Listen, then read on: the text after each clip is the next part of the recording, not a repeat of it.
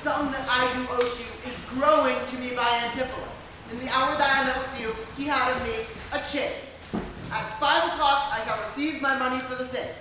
Please, if you welcome me down to his house, I will discharge my bond, and thank you too. That labor may be saved. See where he comes. While I go to the goldsmith's house, go thou and fetch a rope's end that I will bestow among my wife and her confederates for having locked me out of doors by day. But soft, I see the goldsmith. Get thee gone. Buy thou rope and bring it home to me. The man is well hope that trusts you. I promised your presence and chain, but neither chain nor goldsmith came to me. Feel like you thought our love would last too long were it chained together, and thus came not. Saving your merry humor, here's the note, how much your chain weighs to the utmost carat, fineness of the gold, and chargeable thousands, which shall amount to 3 odd ducats more than I stand indebted to this your gentleman.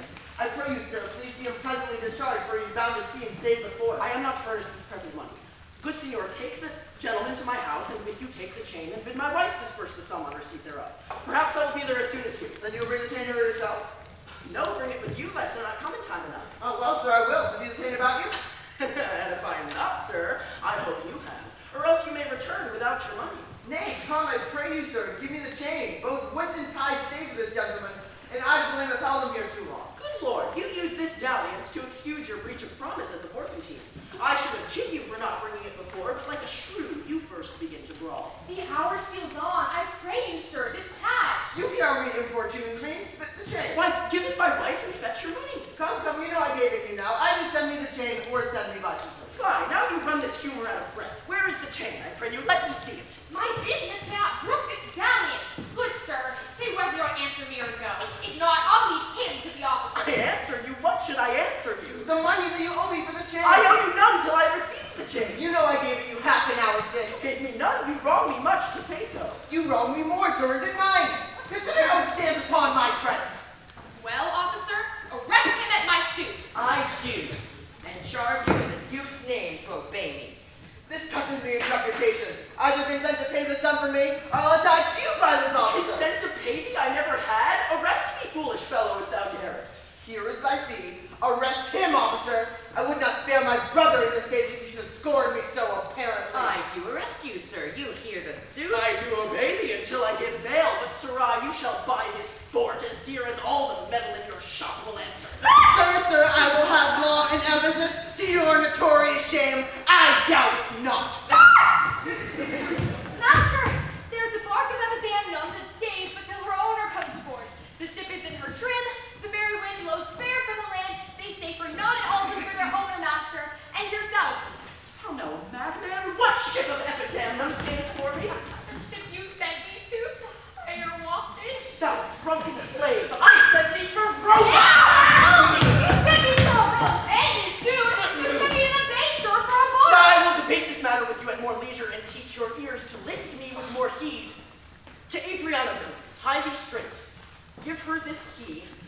Tell her that in desk that's covered o'er with Turkish tapestry, there is a purse of ducats. Have her send it. Tell her I am arrested in the street and that will bail me. Hide me, slave, be gone. On, officer, to prison till it come. Run with me. Adriana? That is where we died! Where Dowsabel did claim me for her husband.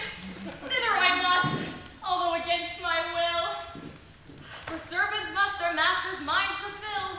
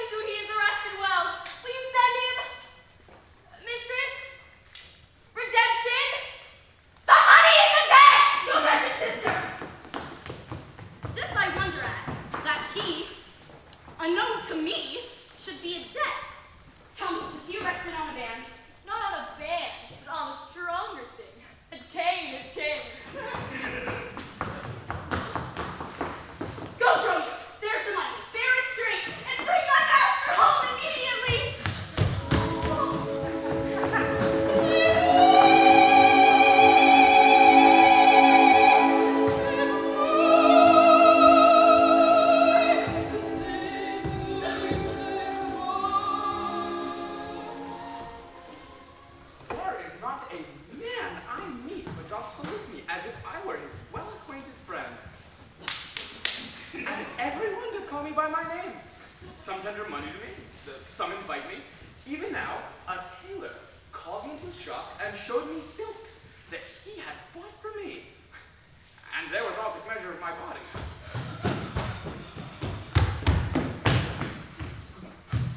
Master, here's the gold you sent me for.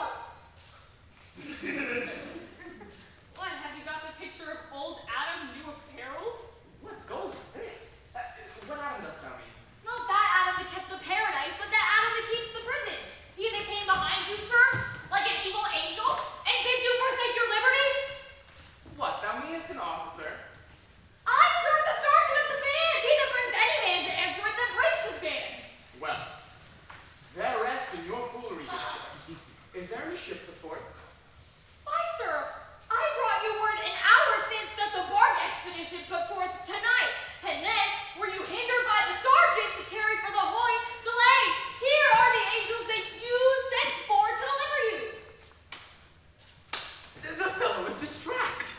Ah, and so am I. And here we wander in illusions.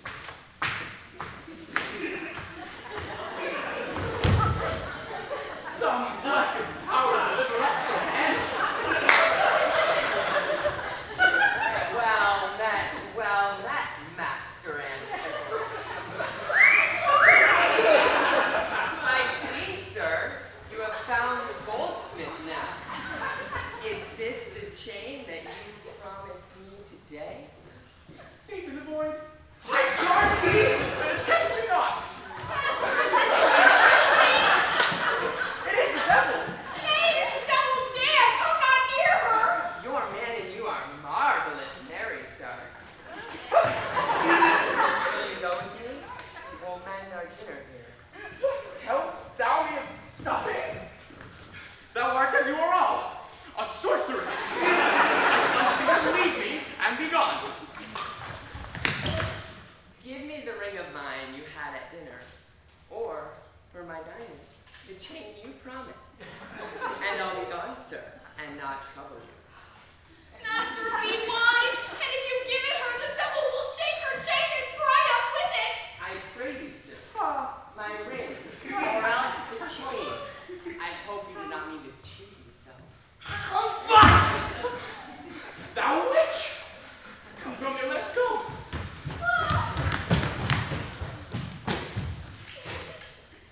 Now, out of doubt, Antipholus is mad, else he would never so demean himself. A ring he hath of mine worth 40 ducats, and for the same he promised me a chain. Both one and the other he denies me now. The reason that I gather he is mad, besides this present instance of his rage, is a mad tale he told today at dinner, of his own doors being shut against his entrance. Belike his wife, acquainted with his fits, on purpose shut the door against his way. My way is now to hie home to his house and tell his wife that, being a lunatic, he rushed into my house and took perforce my ring away.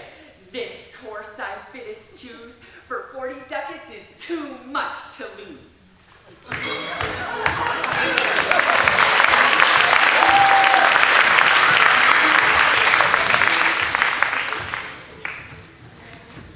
Oh, fear me not. I will not break away. I'll give thee ere I leave thee so much money to warrant thee as I'm rested for. Oh, here comes my man. I think he brings the money. How now, sir? Happy that I sent you for. Here's that, I warrant you will pay them all.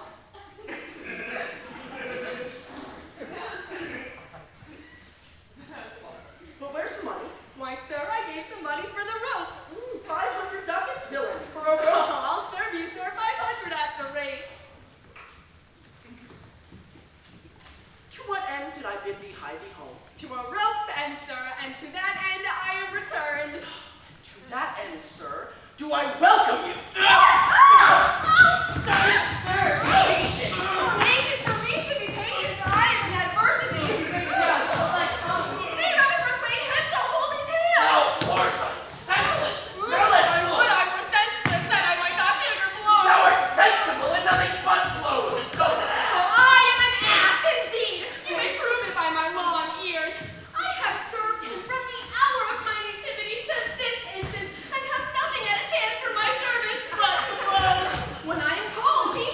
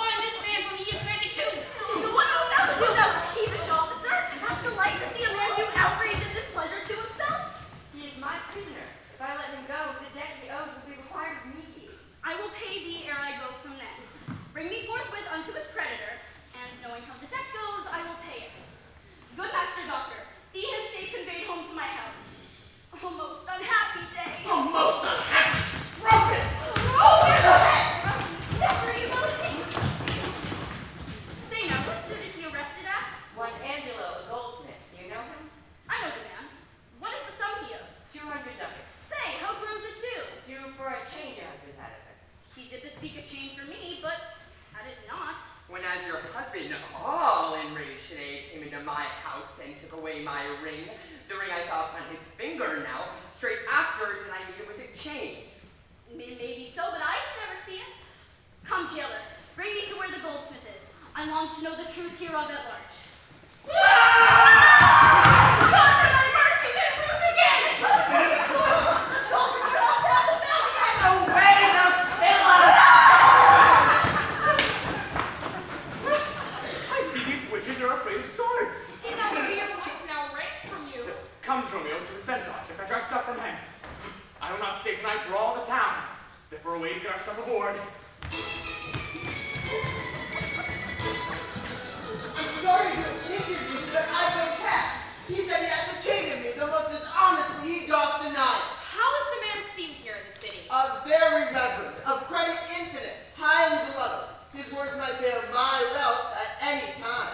Speak softly, yonder as the thing he walks. 'Tis so, and the self-chain about his neck, which he most monstrously forswore to have. Good sir, draw near to me. I'll speak with him. Signor Antipholus, I wonder much that you would put me to the shame and trouble, and not without some scandal to yourself, with circumstances and oath to deny, the chain which you now wear so openly. Besides the charge, shame, imprisonment, you have done wrong to this, my honest friend, who but staying for our controversy, had hoisted sail and put to sea today. The chain you had of me, can you deny it? I think I had. I never did deny it. Well, Yes, that you did, sir, and forswore it too. Who heard me to deny it or forswear it? These ears of mine thou roast thee, hear thee. Fie on thee, wretch! 'Tis pity that thou livest to walk where an honest man resort. Thou art a villain to impeach me thus. I'll prove mine honor and mine honesty presently, if thou darest stand. I dare, and you defy thee for a villain.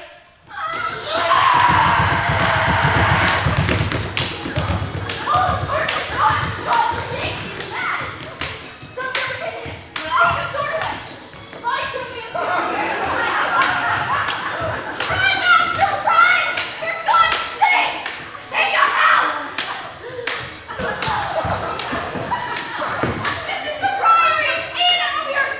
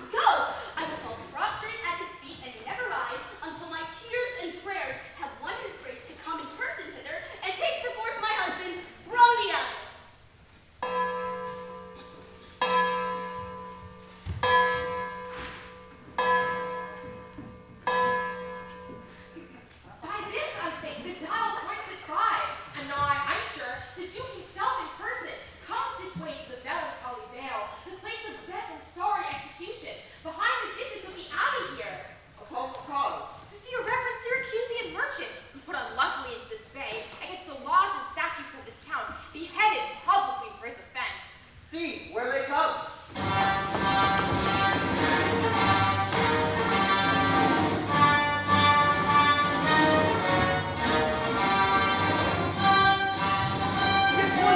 Proclaim it publicly.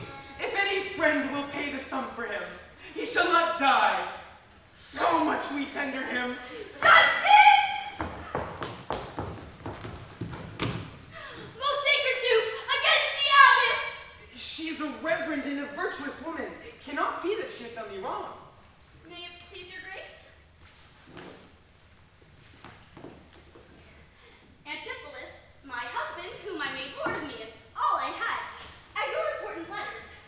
This ill day a most outrageous fit of madness took him, that desperately he hurried through the street with him his bondman, all as mad as he, doing displeasure to the citizens by rushing in their houses, bearing thence rings, jewels, anything his rage did like. Once I did get him bound and sent him home, whilst to take order for the wrongs I went that here and there his fury had committed. Anon I wot not by what strong escape he broke from those that had the guard of him, and with his mad attendant and himself, both with ireful passion, with drawn swords, met us again and madly bent on us, chased us away, till, raising on more aid, we came again to bind them. Then they fled into this abbey here, whither we pursued them. And here the abbot shuts the gates on us, and will not suffer us to fetch him out, nor may they be brought forth so we may bear them hence. Therefore, most gracious Duke, with thy command let him be brought forth and borne hence for help. Long since thy husband served in my wars, and I to thee engaged a prince's word, to do him all the grace and good I could. Go, some of you, knock at the abbey gate, and bid the lady abbess come to me. I will determine this before I stir. Mistress! Mistress! Shift and save yourself. My master and his man are both broke loose, beaten the maid's robe, and bound the doctor, whose beard they have singed off with brands of fire. And ever as it blazed, they threw on him great pails of puddled mire to quench the hair. My master preaches patience to him on the while. His man with scissors nicks him like a fool.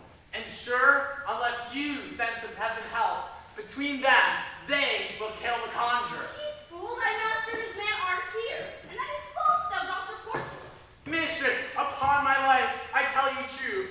I have not breathed almost since I did see it. I hear, mistress, fly be gone. Come, stand by me, fear nothing, go with halberds. Even now we have some in this abbey here, and now he's there, past the thought of human reason. Justice! Most gracious Duke, oh, grant me justice. Unless the fear of death doth make me dope, I see my son, Antipholus, and Romeo. Justice, sweet prince, against that woman there. She, whom thou gavest to be my wife, that hath abused and dishonored me even in the strength and height of injury. Beyond imagination is the wrong which she this day hath shameless thrown upon me. Discover how, and thou shalt find me just. This day, great Duke, she locked the doors upon me, while she with harlots feasted at my house. A grievous fault. Say, woman, didst thou so? No, my lord, myself, he, and my sister today to dine together. There, I will not dead nor sleep on night, but she tells your highness simple truth. Oh, perjured woman, they are both forsworn. It is the madman justly charged them. My liege, I am advised from what I say. Neither disturbed with the effect of wine, nor heady rash, provoked with raging ire, albeit my wrongs might make one wiser mad. This woman locked me out this day from dinner. That goldsmith there, were he not packed with her, could witness it, for he was with me then, having parted with me to go fetch a chain, promising to bring it to the Porpentine, where Balthazar and I did dine together. Our dinner done, and he not coming thither, I went to seek him. In the street I found him, and in his company this gentleman. There did the perjured goldsmith swear me down that I this day received of him the chain, which God he knows I saw not, for the which he did arrest me by an office. I did obey, and sent my peasant home for certain ducats. He with none returned. I then fairly bespoke my officer to go with me in person to my house, by the way we met my wife, her sister, and a rabble more vile confederates. With them they brought one Pinch, a hungry, lean-faced villain, a mere anatomy, a mountebank, a dead-looking man.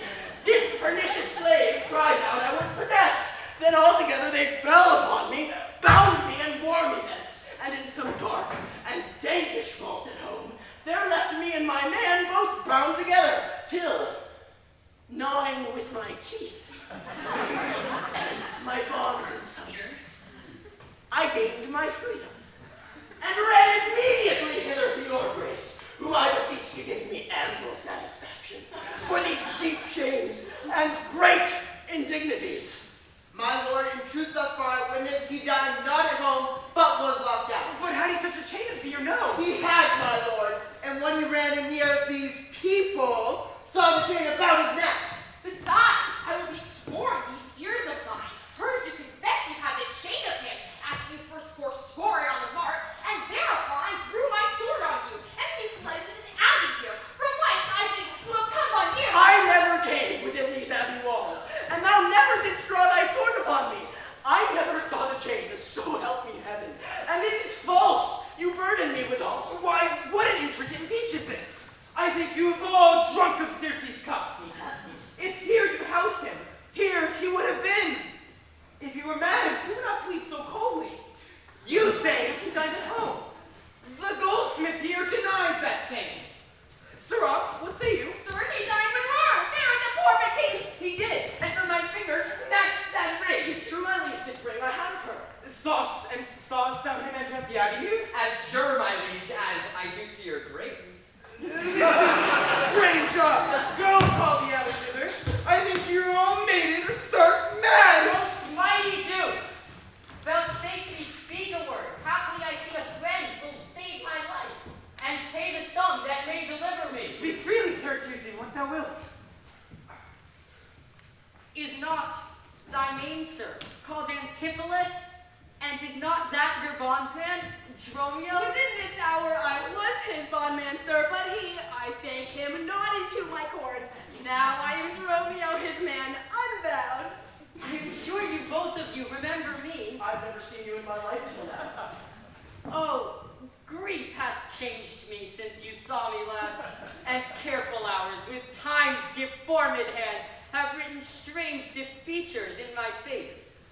But tell me yet, dost thou not know my voice? Neither. Dromio, nor thou? Oh, trust me, sir, nor I. But I am sure thou dost. But I am sure I do not. Not know my voice.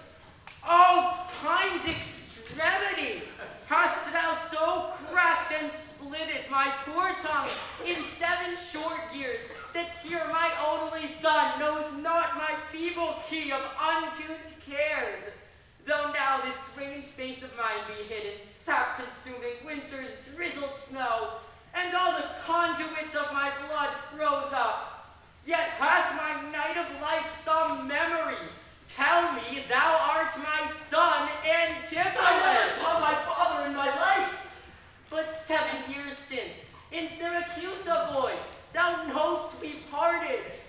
But perhaps, my son, thou shamest to acknowledge me in misery. The Duke and all that know me in the city can witness that it is not so. I never saw Syracuse in my life. I tell thee, Sir Accusing, 20 years I have been patron to Antipholus, from which time he never saw Syracuse. I see that age and dangers make thee dote. Most mighty Duke, behold a man much wronged. I see 2 husbands, or my eyes deceive me. One of these men is natural to the other, and so these. Which is the natural man and which the spirit? Who deciphers them? I, sir, am Dromio. Command him away. I, sir, am Dromio. Pray, let me stay. Aegean? Art thou not? Or else his ghost? Oh, my old master. Who hath bound him here? Whoever bound him, I will loose his bonds and gain a husband by his liberty. Speak, old Aegean, if thou beest the man. Hadst the wife once called Amelia, that bore a bird and 2 fair sons? Oh, if thou beest the same Aegean, speak, and speak unto the same Amelia.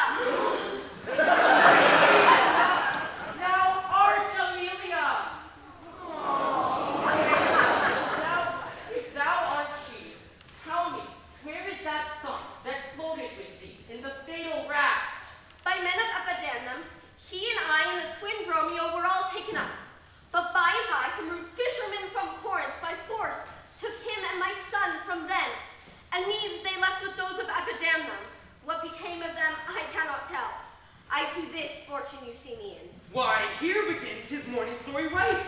These two accomplices, these two so like, and these two Dromios, one resemblance.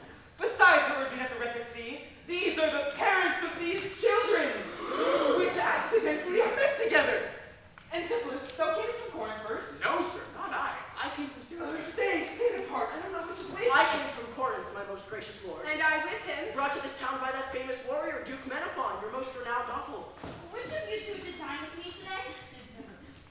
I, sweet mistress. And are you not my husband? No, I say nay to that. And so do I. Yet did she call me so. And this fair gentlewoman, her sister here, did call me brother. What I did say to you then, I do hope I shall have leisure to make good on. If this be not a dream, I see him here. And this is the chain which you had of me? I think it be, sir. I deny it not. And you, sir, for this chain arrested me. I think I did, sir. I deny it not. I sent money, sir, to be your bail by Romeo, but I think he brought it up. No, none by me. This purse of ducats I received from you. And Dromio, my man, did bring them me. I see we still did meet each other's now. And I was saved for him, and he for me. And thereupon these errors arose. This purse of ducats I pawned here for my father. It shall not need. Thy father hath his life.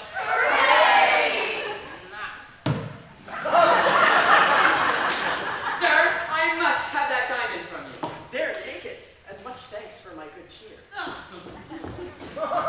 Renowned Duke, vouchsafe to take the pains and come into the abbey here and hear at large discourse all of our fortunes, and all that are assembled in this place, that by this have sympathized one day's error, have suffered wrong. Keep us company. 33 years have I gone in travail of you, my sons, until this present hour, my heavy burden ne'er delivered. The Duke, my husband, and my sons both, and you challengers of their nativity, go with me to a gossip's feast, and go with me after such long grief, such festivity. With all my heart I will gossip at this feast.